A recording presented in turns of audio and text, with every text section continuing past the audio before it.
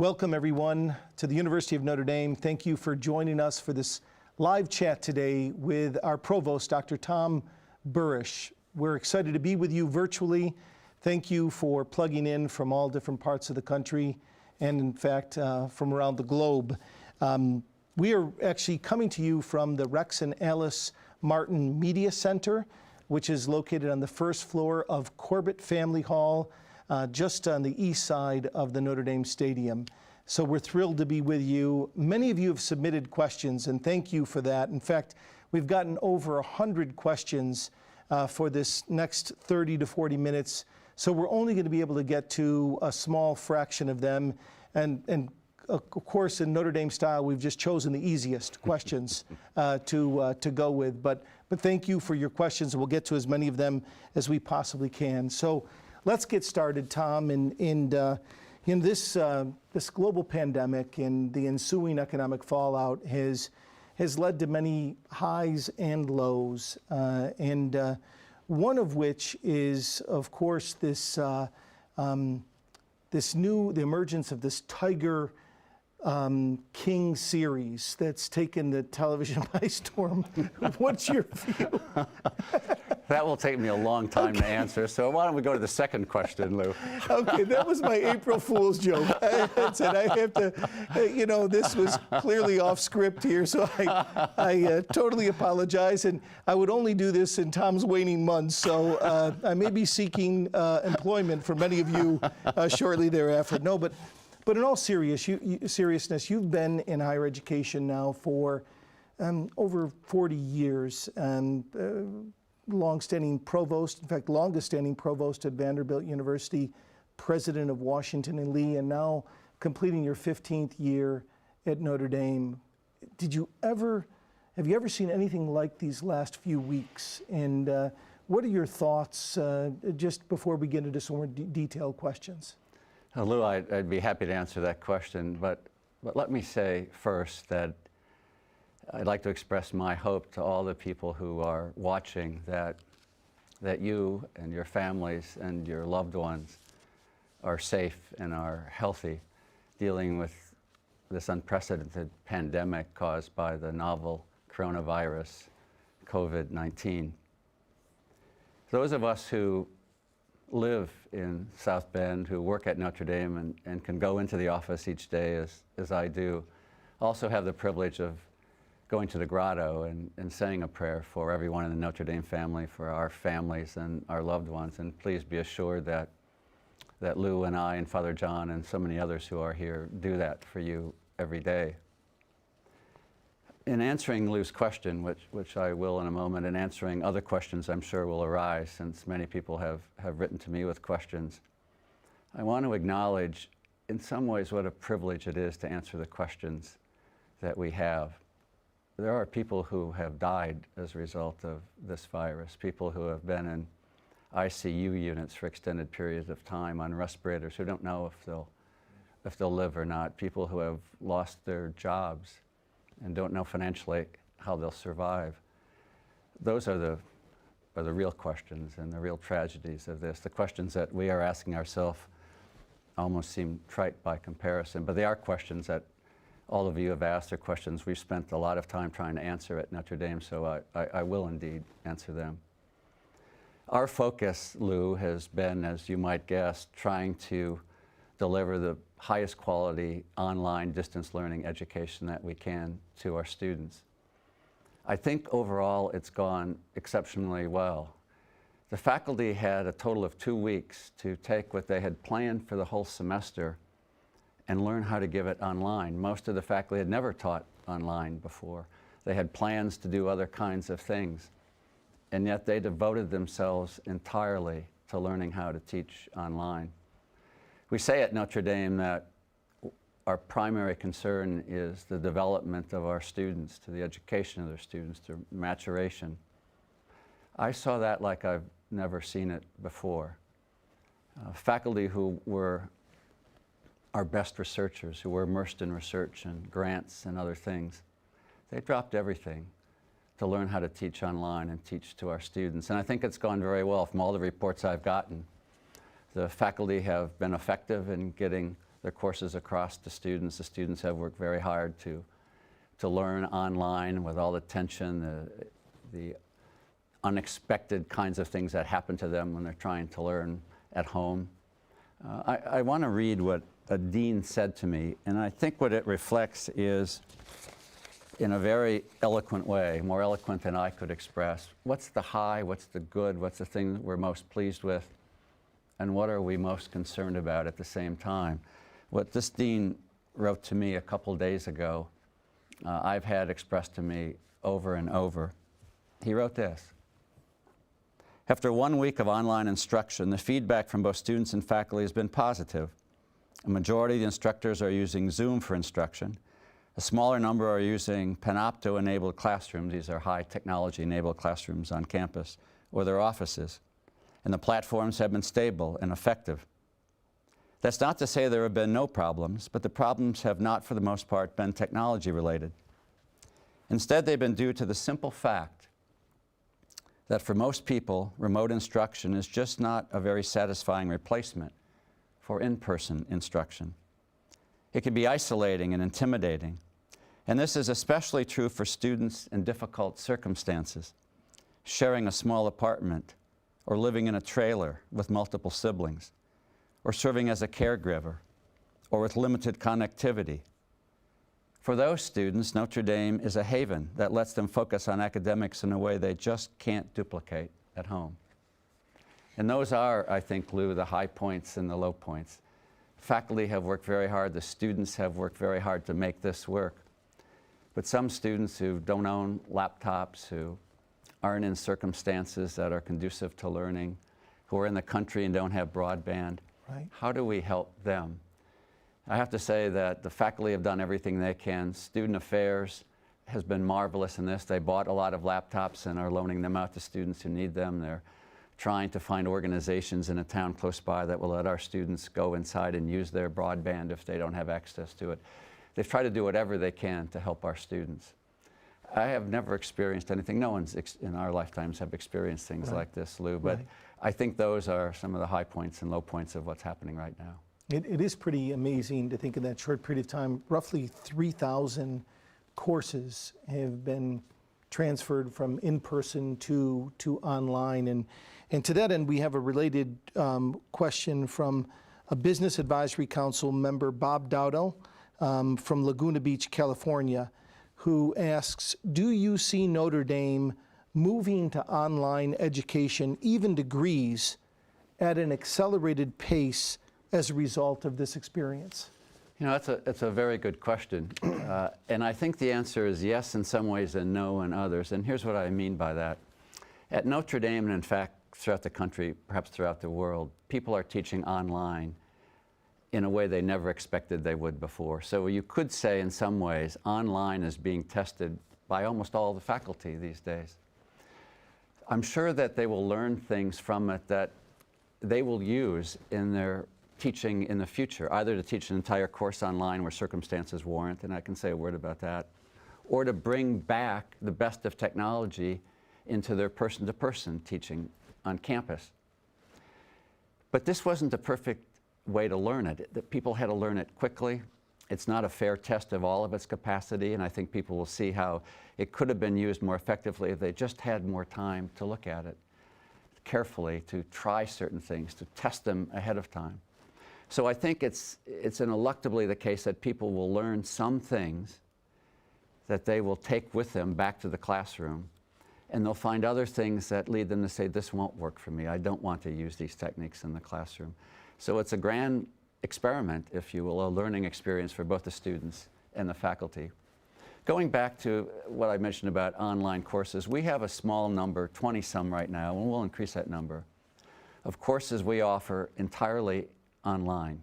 Most of them we offer in the summer, but some during the year. Why would we do that, and why would we increase the number? And the answer is that there are some students who are in circumstances that don't allow them to come to campus and be involved in person-to-person courses. For example, every year, unfortunately, we have a few students who have to stay home to be a caregiver for an ill parent or have an illness themselves that makes them take a medical leave. they would like to take some classes to stay in step, if they could, with their graduation dates. Or some students want to study abroad, but they have a rigorous curriculum and they'll lose their place if they don't take the second semester of fluid dynamics the second semester of their junior year. Well, every place abroad doesn't teach that.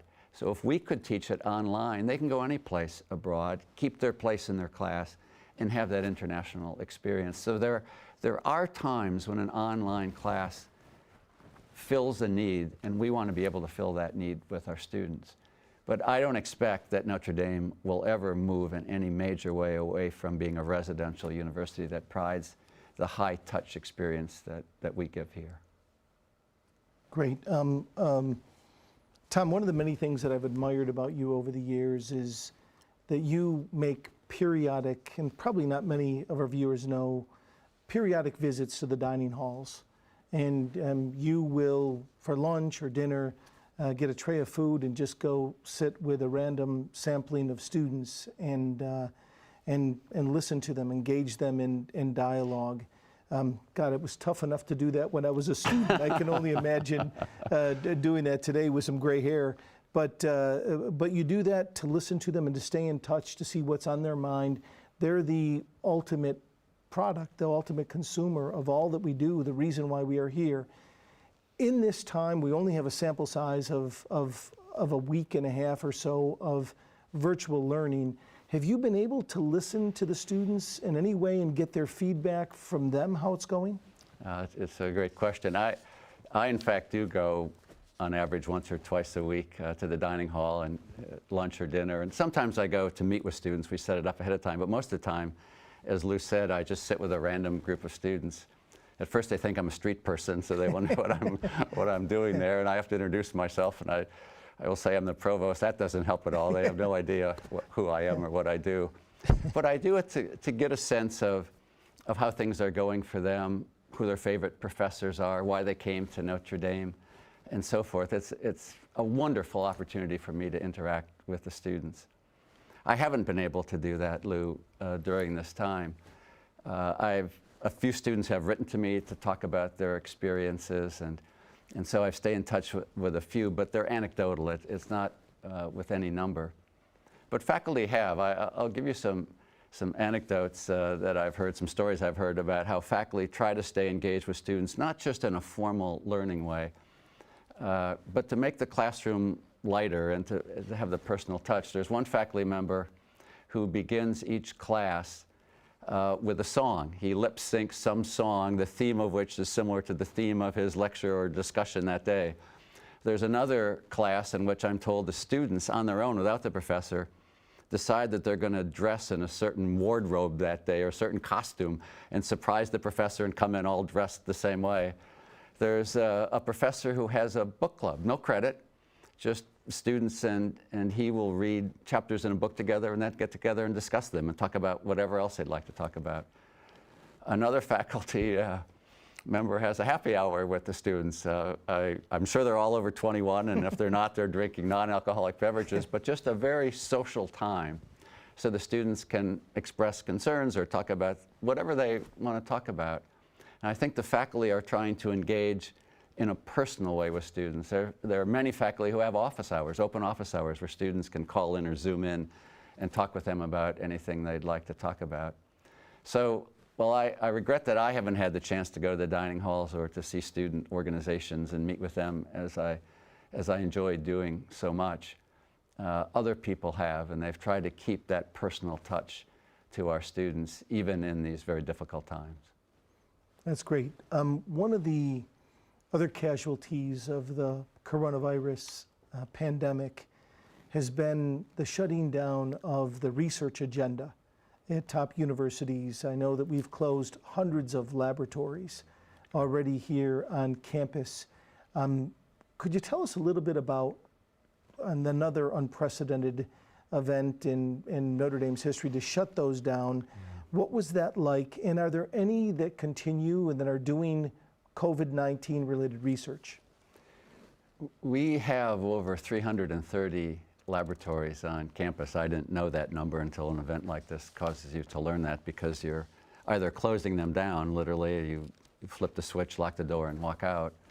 Or with many others, we put them in what's called a state of hibernation. That is, they're not dead, they're not turned off.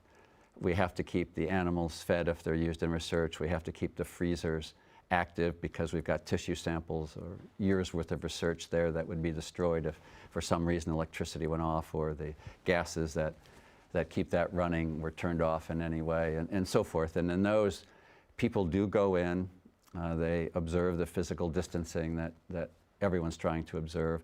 They go in at different times, but they make sure that the lab is still running and things are still being preserved. Interestingly, with a lot of credit due to our Vice President for Research, Bob Bernhard, and to the deans and to the department chairs and faculty themselves, we have planned before this all happened for how we would close down labs if some event on campus required that. A lot of terrible events, you plan for disasters that could occur on a campus, and we have planned for them. And one of them would have required us to shut down labs. How would we do that? So we actually were ready for this, not in all the details that worked out because of this situation, but major details were worked out already. So it wasn't that hard for us. I say us, I have nothing to do with this. It's the faculty and Bob and others. They knew what they needed to do to close the lab or put it in a state of hibernation. And most of the labs in the core facilities are in that state. There are, at least of yesterday, perhaps this has changed, there were 4 labs that have remained open and active because they're doing research related to the COVID-19 virus. One of them is working on these very quick diagnostic tests to tell whether you have the virus or not, been exposed to it or not, and have contracted it. You might have seen in some of the press releases that the CDC has given recently that they think 5 to 15 minutes, all that will be needed to interpret a test to know whether you have the virus or not. One of our labs is helping work on that problem. A second lab is essentially working on virology, the virus themselves. How do they behave? How do they mutate? How do you find them? And 2 other labs are working on epidemiologic types of research, how the virus spreads in a community, where you can find signs of its spread and predicting where it might go next and how big the outbreak might be. Other labs have applied for funding. The government is making funding available right now. And so they are applying for it. If they get funding to do research, we may open a few other labs in the future to help contribute to the problem. I do want to say that while some faculty's labs are closed, it doesn't mean that faculty have stopped doing scholarship and research. Many of them are working at home, writing papers, writing their books, analyzing their data, doing the things at home that they could have done in the office. In addition, the labs are closed and they can't go there, and that does create some problem, but they're still active in their research and their scholarship and their writing. We've also contributed in other ways. For example, we have some 3D printers on campus that are capable of producing personal protection equipment. In fact, several of them are working together to produce these protective masks that people can wear in the hospitals on campus. We are making more than 250 of these a day for local hospitals. Lou, I'd like you to wear this maybe during the rest of our discussion, just in case. This is the return of my April Fool's joke here. So it goes on the other way, Lou. It goes on the other way? Yeah, there you go. Okay. We'll work with you on it. But we have a number of people on campus doing that. Our labs on campus have donated their personal protection equipment to local healthcare workers all around the city. And this is another wonderful story of how people have worked together. I saw a little video from, I think it was NIH, one of the heads of NIH, who said that if NIH grant funds have bought personal protective equipment for labs, these kinds of face masks or gloves or other things, they are free to donate those to the community. That's fine with NIH and the federal granting agencies.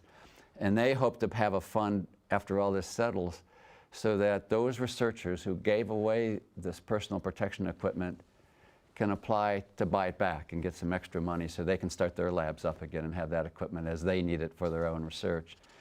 It's one of these wonderful stories that I think supports the general point that under times of tragedy or great stress, often the best in people comes out. And that's certainly been my experience at Notre Dame, whether it be closing labs or working at home or working with students or helping the local healthcare workers. People have just done everything they can at this point in time. It's inspiring to watch. Well, that's a great story. Thanks, Tom. I know that you and the deans made an announcement earlier this week or last week that we were going to move to the option of flexible grading for our students this semester. This question comes from President Circle member and Notre Dame parent Bill McKee, who hails from the class of 1983. And he asks, can you explain why this decision was made and how it will work for our students? Yeah, Bill, a lot of people have asked that question. What we have decided in this, and by we, a lot of people were involved. The deans and their councils worked together. We created a proposal that went through then at least 3 faculty committees, ending with what's called the Academic Council, a governing board at the university that has administrators on it and a lot of faculty. Father John chairs it, and all these bodies passed what I'm now going to describe. First, because no one knew how this online education would work, because of the problems many students have, as I mentioned before, of finding a learning environment that allows them to excel at what they want to excel at, because we were concerned about whether we knew how to do laboratories at home or do testing online. People thought that the grades may not be a true reflection of how much they learned or their effort they put into it. So Notre Dame, like many universities, has put in for students an option. They have to choose this option. They will get a grade in their course unless they choose this option, but they can choose it. And the option is to simply have a pass or no credit put on their transcript. At the undergraduate level, if they get an A through a D, it's a pass. If they get an F, rather than get the fail or F, which would hurt their grade point average, they simply get a no credit, which is grade point average neutral, if you will. It doesn't count at all toward their grade point average. And a feature that Notre Dame put in place that many universities, but not all, have, is students can make that decision after they know what grade they would get in the class. You could say, isn't that going overboard? Isn't it being overly kind? Yes, maybe it is. And if we're going to err, that's the way we want to err. And that's what the faculty said, that's what the university has decided. So you will get a grade, you can have a grade. Many students, by the way, wrote to me and said, I worked so hard before spring break, before all this occurred, to get a grade in that class, a great grade in that class. I need it for medical school, or I wanted to increase my grade point average, or whatever it might be. Please don't force me to take a pass-fail, and so I can't have that work reflected. So they can get a grade if they want, and if students are having trouble for a variety of different reasons, they can take a pass or no credit. So that's what we have decided, and that's our rationale for doing that. Thanks, Tom. Another challenge that really never goes away is what we have most of our students living off campus in their homes. Some students are also living here on campus in a makeshift dorm that is now the Morrison. And the needs of our students, beyond just kind of taking classes virtually, are beyond probably most of our imaginations. How do you still meet those differing needs of our students, both on campus and off? It's a wonderful question, and to be honest, we worry about whether we are, but we're trying.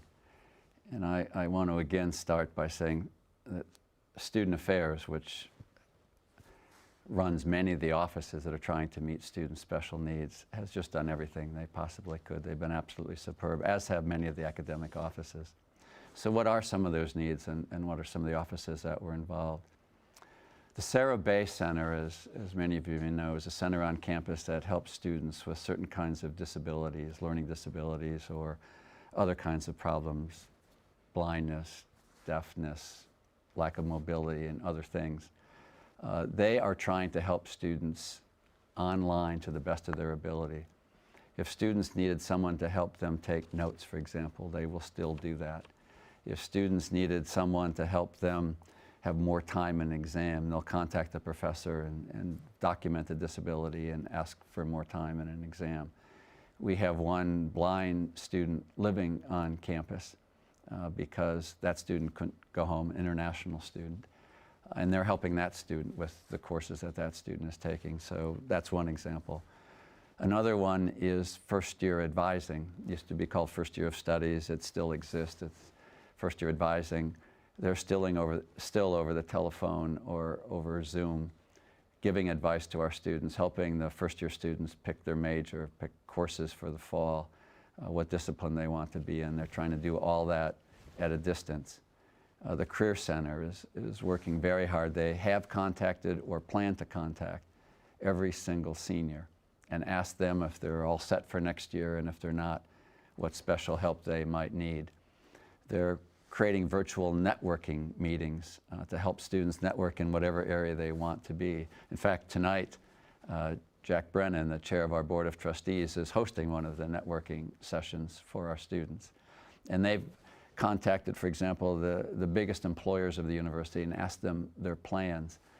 They have reached out to students who might have graduated and lost their job, been on furlough or laid off, to see if they need any extra help.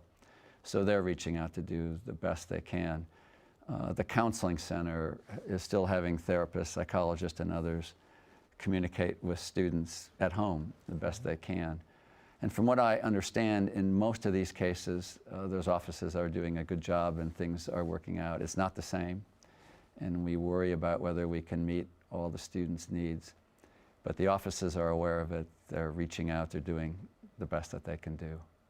That's great. Thanks, Tom. I do think that this is a time in the coming months in particular where the Notre Dame family, our alumni, parents, and friends are able to really help out a lot in the area of career, center, work, in terms of internships.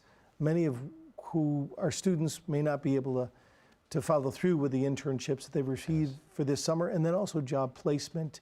And I remember when we were hit hard in 2008, 9, and 10 with the recession, it was the Notre Dame alumni, parents, and friends that stood out and separated themselves from many other universities with that network of extending a hand and hiring people. And there'll be more information forthcoming on that in the months to come, I'm sure.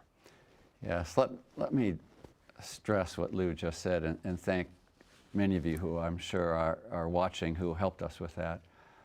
We had tremendous outpouring in 2008-9 from alums who wanted to help our students or our recent students who had lost their job. I remember at the Wall Street dinner that is held every year that Scott and many other people have helped put on, there was a special session where people on Wall Street who were in a position to hire had a special, if you will, hiring session for people from Notre Dame who lost their jobs to see if they could help them.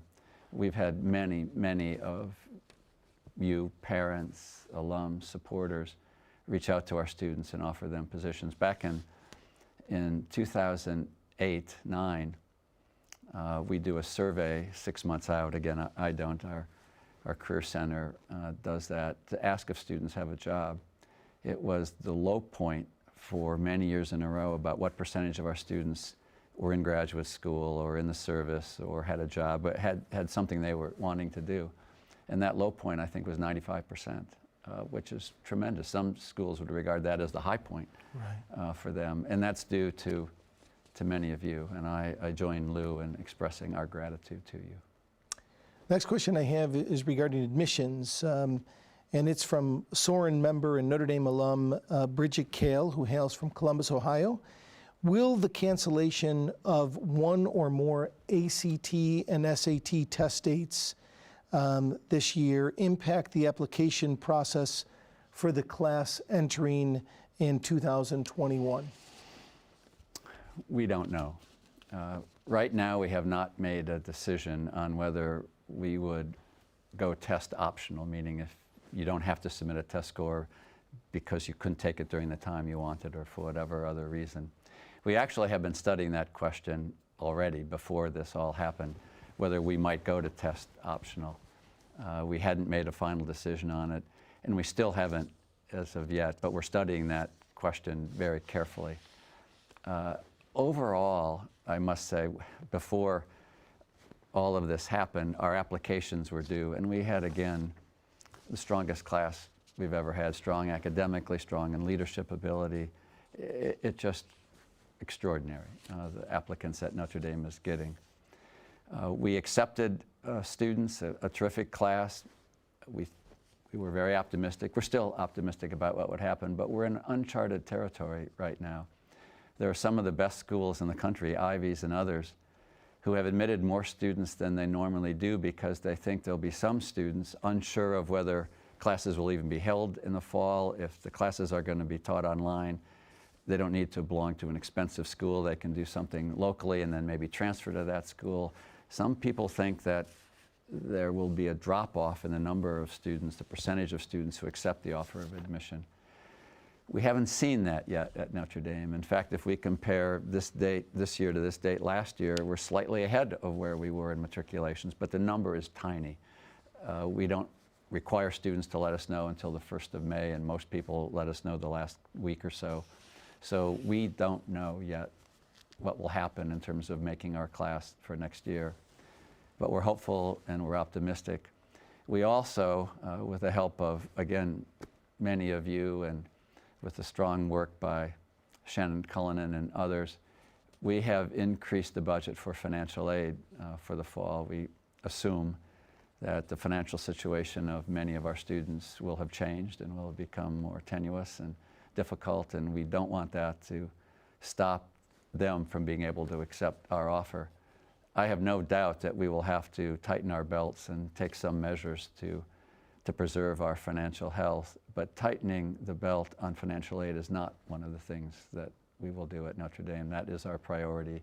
We want every deserving student who would want to come to Notre Dame, who we've accepted to come to Notre Dame, to be able to do so. And we've been able to have that as a priority and to make that as a promise because of you and many other very generous people.